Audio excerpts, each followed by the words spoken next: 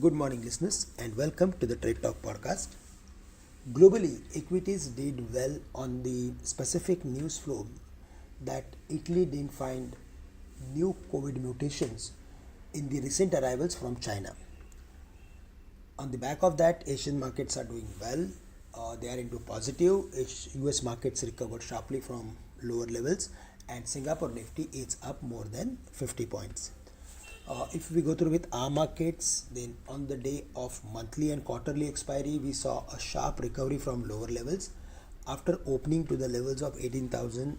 Throughout the day, the market has spent a lot of time close to 18,000 levels, but towards the end, we saw a smart recovery in the market, which has actually triggered a lot of short covering, and it has broken almost all the important levels, including 18,200. For the bank Nifty, to cross the level of 43,000 was a big task, but there also we saw a huge amount of short covering, and eventually it ended to the levels of 43,300. While looking at the entire pattern of the market has formed a bar reversal formation, and based on that, if we see any drop close to 18,100, then there we should look for adding some long positions with a stop loss at 17,990 on the downside. On the higher side, now 18,280 and 18,320 going to act as major resistance for the day.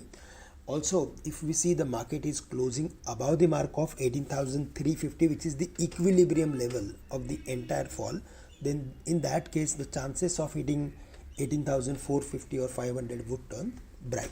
So what is important is 18,100, 18,230, which was yesterday's highest level, and after that 18,320.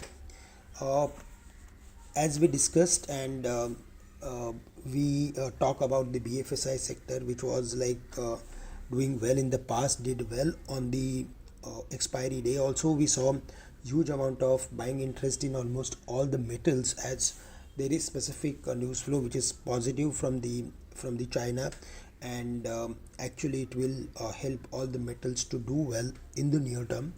Also, along with that, we are going to see some buying interest in other commodities, maybe cement companies and few auto companies, as they are going to report their monthly numbers in the coming week.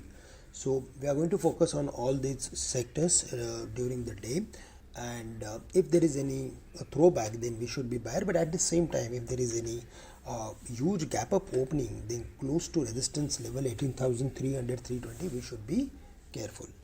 That's all from my side. With this, I'm ending today's morning podcast. Thank you very much for listening us. Have a great day, nice weekend, and new year to all of you.